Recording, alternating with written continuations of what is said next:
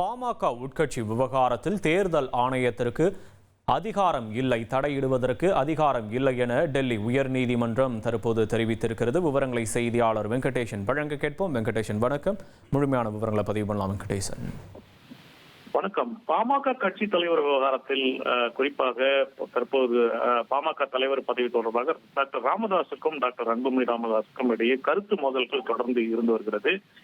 இருதரப்பிலும் இது தொடர்பாக தேர்தல் ஆணையத்தில் முறையிட்டு வந்த நிலையில் பல்வேறு கடிதங்கள் அளிக்கப்பட்ட நிலையில்தான் இந்திய தேர்தல் ஆணையம் பாமக நிறுவனர் டாக்டர் ராமதாசுக்கு ஒரு கடிதத்தை கடந்த 27ஆம் தேதி எழுதியது. அதில் டாக்டர் அன்புமணி ராமதாசின் பதவிக்காலம் கடந்த 2025 அதாவது மே 28ஆம் தேதி அன்று காலாவதியாகிவிட்டது என்றும் அதில் புதிய தலைவராக டாக்டர் ராமதாஸ் தேர்ந்தெடுக்கப்பட்டதாகவும் 30/5/2025 முதல் டாக்டர் ராமதாஸே கட்சியின் புதிய தலைவராக இருப்பதாகவும் கடிதங்கள் வாயிலாக தெரிவிக்கப்பட்டுள்ளது என்றும், ஆனால் தேர்தல் ஆணையத்தின் பதிவுகளின்படி பாமக நிர்வாகிகளின் பதவிக்காலம் 2026 ஆகஸ்ட் 1ஆம் தேதி வரை செல்லுபடியாகும் என்றும் தெரிவித்தது. மேலும் டாக்டர் அன்புமணி ராமதாஸை கட்சியின் தலைவராக உள்ளார் என்றும் தெரிவிக்கிறது. இந்நிலையில் தான் இதை எதிர்த்து இந்த முடிவை எதிர்த்து டாக்டர் ராமதாஸ் சார்பில் ஒரு ரிட் மனு என்பது உச்சநீதிமன்றத்தில் டெல்லி உயர்நீதிமன்றத்தில் தாக்கல் செய்யப்பட்டது.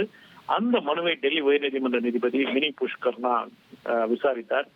இதில் தற்போது ராமதாஸ் தரப்பில் மிக தெளிவான ஒரு வாதங்கள் என்பது முன்வைக்கப்பட்டது. தமிழகத்தில் பழமையான கட்சிகளில் ஒன்றாக பாமக கடந்த 36 ஆண்டுகளாக இயங்கி வருவதாகவும், பாமக அதற்கென தனி சட்ட விதிகளை கொண்டுள்ளதாகவும், கட்சி தலைவர் நிர்வாகிகள் 3 ஆண்டுகளுக்கு ஒரு முறை நிறுவனரின் வழிகாட்டுதலின்படியே நியமிக்கப்பட்டுள்ளதாகவும் தெரிவித்தது. இதைத் தொடர்ந்து எவ்வாறு அன்புமணி மீது நடவடிக்கை எடுக்கப்பட்டது, ஒழுங்கு நடவடிக்கை எடுக்கப்பட்டு அவ்வாறு அவர் நீக்கப்பட்டார். அந்த நீக்கப்பட்ட விவகாரம் அதை தொடர்ந்து பாமகவுக்கு புதிய நிர்வாகிகள் நியமிக்கப்பட்ட அனைத்து விவகாரங்களையும் தேர்தல் ஆணையத்திற்கு கடந்த செப்டம்பர் 15ஆம் தேதியே கடிதத்தின் வாயிலாக தெரிவிக்கப்பட்டதாக வாதிக்கப்பட்டது. இந்த கடிதங்களை எல்லாம் புறந்தள்ளிவிட்டு பாமக நிர்வாகிகளின் பதவிக்காலம் வரும் ஆகஸ்ட் 1ஆம் தேதி வரை செல்லுபடியாகும் என தேர்தல் ஆணையம் கடந்த செப்டம்பர் 9ஆம் தேதி எழுதிய கடிதம் என்பது இரு கடிதங்களையும் செல்லாது என அறிவிக்க வேண்டும் என்றும் அதை ரத்து செய்ய வேண்டும் என்றுதான் அவர்கள் தரப்பில் வாதிடப்பட்டது. ஆனால் அன்புமணி தரப்பில் வழக்கறிஞர்கள் இந்த வாதங்களுக்கு மறுப்பு தெரிவித்து அன்புமணியின் பதவிக்காலம் ஆகஸ்ட் 1ஆம் தேதி வரை உள்ளது என்றும், நிறுவனர் தரப்பில் நடத்திய கூட்டத்தை அதிகாரப்பூர்வமாக கொள்ளக்கூடாது என்றும், மகன் தந்தை இருவரும் பேச்சுவார்த்தை நடத்த சென்னை உயர்நீதிமன்றம் அழைத்தது. ஆனால் நிறுவனர் பேச்சுவார்த்தைக்கு வரவில்லை என்றும், மேலும் அன்புமணி நடத்திய கூட்டம் முறையானதா என்பதை எதிர்த்து ரிட் மனு தாக்கல் செய்ய முடியாது என்று ஏற்கனவே சென்னை உயர்நீதிமன்றம் திட்டவட்டமாக தெரிவித்துள்ளதையும் சுட்டிக்காட்டினர். தேர்தல் ஆணையத்தின் சார்பில் ஆஜரான வழக்கறிஞர் இந்த விவகாரத்தில் தேர்தல் ஆணையம் செய்வதற்கு ஒன்றுமே இல்லை, ஏனெனில் அங்கீகரிக்கப்படாத கட்சிகளின் உள் விவகாரங்களில் தலையிட தேர்தல் ஆணையத்திற்கு அதிகார வரம்பு என்பது இல்லை.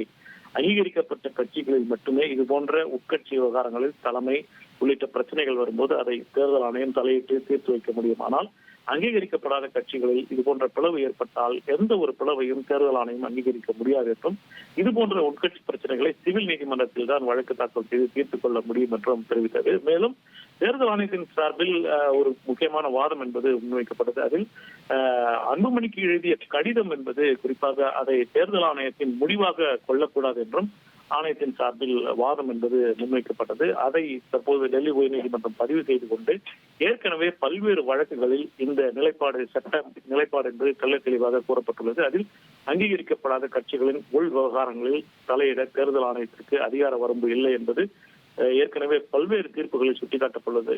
மீண்டும் டெல்லி உயர்நீதிமன்றம் பதிவு செய்து அங்கீகரிக்கப்படாத கட்சிகளில் பிளவு ஏற்பட்டால் எந்த ஒரு பிரிவையும் தேர்தல் ஆணையம் அங்கீகரிக்க முடியாது என்றும், இதுபோன்ற உள்கட்சி பிரச்சனைகளை சிவில் நீதிமன்றத்தில் வழக்கு தாக்கல் செய்து தீர்த்துக் கொள்ள வேண்டும் என்றும் தெரிவித்துள்ளது. மேலும் அன்புமணிக்கு எழுதிய தேர்தல் ஆணையம் எழுதிய கடிதத்தை ஆணையத்தின் மொழிவாக கொள்ளக்கூடாது என்ற ஆணையத்தின் வாதத்தையும் டெல்லி உயர்நீதிமன்றம் அதனுடைய உத்தரவில் பதிவு செய்து கொண்டு அன்புமணி நடத்திய கூட்டம் முறையானதா என்பதை எதிர்த்து ரிட் மனு தாக்கல் செய்ய முடியாது என்றும், உட்கட்சிக்குள் நிகழ்ந்த தனிப்பட்ட பிரச்சனைக்கு தீர்வு காண சிவில் நீதிமன்றத்தில் வழக்கு தாக்கல் செய்ய முடியும் என்ற சென்னை உயர்நீதிமன்றத்தின் திட்டவட்டமான உத்தரவையும் டெல்லி உயர்நீதிமன்றம் அந்த தீர்ப்பில் அந்த உத்தரவில் சுட்டிக்காட்டியுள்ளது.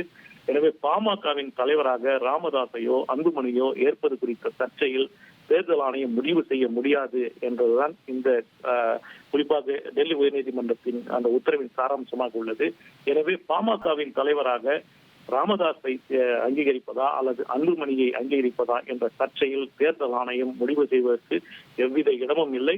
அதில் நாங்கள் முடிவு செய்வதற்கு எங்களுக்கு அதிகார வரம்பும் இல்லை என்ற ஆணையத்தின் வாதத்தை வலுவாக டெல்லி உயர்நீதிமன்றம் பதிவு செய்து கொண்டு இந்த விவகாரத்தை சிவில் நீதிமன்றத்தில் முறையிட்டு உரிய தீர்வை பெறலாம் என்ற ஒரு கருத்தை தான் டெல்லி உயர்நீதிமன்றம் தெளிவான அந்த உத்தரவில் பதிவு செய்துள்ளது.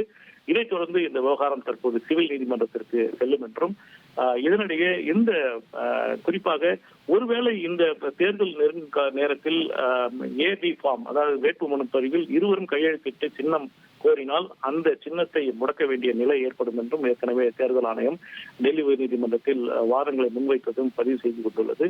இருப்பினும் அந்த விவகாரம் தற்போது அந்த சின்ன விவகாரம் தற்போது டெல்லி உயர்நீதிமன்றத்திற்கு இல்லை என்பதால் அது தொடர்பான உத்தரவு என்பது தெளிவாக பிறப்பிக்கவில்லை.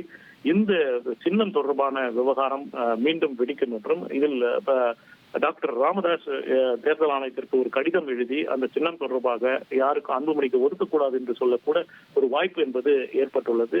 எனவே இந்த பாமகவில் ஏற்பட்டுள்ள அந்த கட்சி தலைமை விவகாரம் என்பது சிவில் நீதிமன்றத்திற்கு சென்று அந்த வழக்கு என்பது நடைபெற்று குறிப்பாக அன்புமணி நடத்திய அந்த பொதுக்குழு கூட்டம், அந்த நிர்வாகிகள் கூட்டம் செல்லுமா செல்லாதா, அந்த கடிதம் செல்லுமா செல்லாதா என்ற விவகாரம் மீண்டும் சிவில் நீதிமன்றமே முடிவு செய்யும் என்ற நிலை ஏற்பட்டுள்ளது. எனவே அங்கீகரிக்கப்படாத கட்சிகளின் உள் விவகாரங்களில் தலையிட தேர்தல் ஆணையத்திற்கு அதிகார வரம்பு இல்லை என்றும் இந்த தீர்ப்பின் மூலம் தெளிவாக்கப்பட்டுள்ளது. மேலும் இந்த பாமகவின் தலைவரை இருவரில் யாரை ஏற்பது குறித்த சர்ச்சையில் தேர்தல் ஆணையம் முடிவு செய்ய முடியாது என்றும் இந்த டெல்லி உயர்நீதிமன்றத்தின் உத்தரவில் தெளிவாக்கப்பட்டுள்ளது. உங்களுடைய விரிவான விவரங்களுக்கு நன்றி வெங்கடேசன். தந்தி டிவியை உங்கள் கேபிள் டிவி ஆபரேட்டரிடம் இலவசமாக கேட்டு பெறுங்கள்.